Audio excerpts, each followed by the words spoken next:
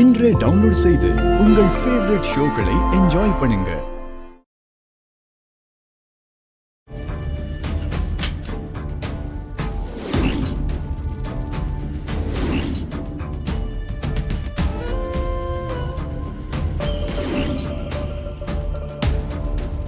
கண்டிப்பா எங்கேயோ ஒரு இடத்துல தப்பு நடந்திருக்கு. சிசிடிவியில் பாரதி தான் பணத்தை எடுத்தாங்கன்னு ரொம்ப தெளிவா இருக்கு. ஆனா பாரதி கண்டிப்பா இந்த மாதிரி விஷயத்த பண்ற ஆளே கிடையாது. அவங்க வேலையை முடிச்சுட்டு 10 மணிக்கு ஆஃபீஸை விட்டு போயிருக்காங்க. அப்ப கண்டிப்பா ஆஃபீஸ் வாசல்ல செக்யூரிட்டி இருந்திருப்பார்ல. அவர்கிட்ட பேசினா ஏதாவது தெரிய வரலாம்.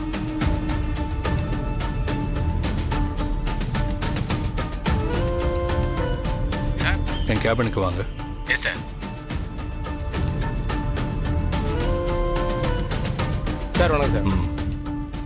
நேற்று நீங்கள் தானே டியூட்டியில் இருந்தீங்க? ஆமாம் சார். சரி. பாரதி நேற்று எத்தனை மணிக்கு கிளம்பி போனாங்கன்னு உங்களுக்கு ஞாபகம் இருக்கா? நல்லா ஞாபகம் இருக்குது சார். மேடம் 10 மணிக்கு கிளம்பிட்டாங்க சார். நான் கூட மேடத்துக்கிட்ட ஏன் லேட் ஆச்சுன்னு கேட்டேன். வேலை இருந்துச்சு அதான் லேட் ஆச்சுன்னு சொன்னாங்க சார். அதுக்கப்புறம் பாரதி எப்போ வந்தாங்க? சார் எனக்கு 10 மணி டியூட்டி முடிஞ்சிச்சு, நானும் கிளம்பிட்டேன். அதுக்கப்புறம் என்ன நடந்துச்சுன்னு எனக்கு தெரியல சார். சரி, நீங்கள் போங்க. Okay sir.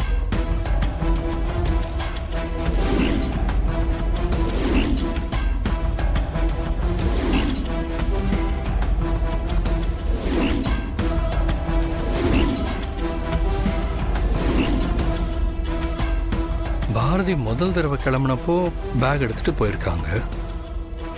ஆனா திரும்பி வரும்போது அவங்க கிட்ட பேக் இல்லை, கையில தான் பணத்தை எடுத்துட்டு போயிருக்காங்க. Something fishy. கதிர் சார், நேற்று சிசிடிவி ஃபுட்டேஜ் எடுத்துட்டு என் கேபினுக்கு வாங்க. Okay sir. சீக்கிரம். சார், அந்த சிசிடிவி ஃபுட்டேஜ் எல்லாத்தையுமே ஃபர்ஸ்ட்ல திரும்ப காட்டுங்க. Okay sir.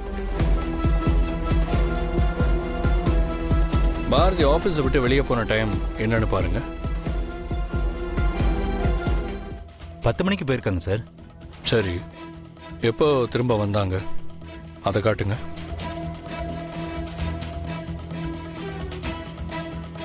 பத்து 5க்கு வந்திருக்காங்க சார். திரும்ப பாரதி வெளியே ரோட்டுக்கு வந்த டைம் என்னன்னு பாருங்க.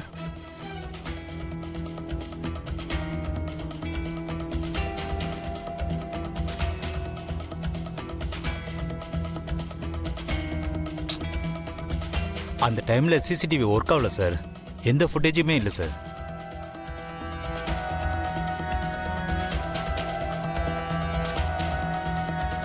சரி, okay, carry on. Okay sir. Bharathi வெளியே போன டைம்ல சிசிடிவி ஒர்க் ஆகல. அப்ப கண்டிப்பா என்னமோ நடந்திருக்கு.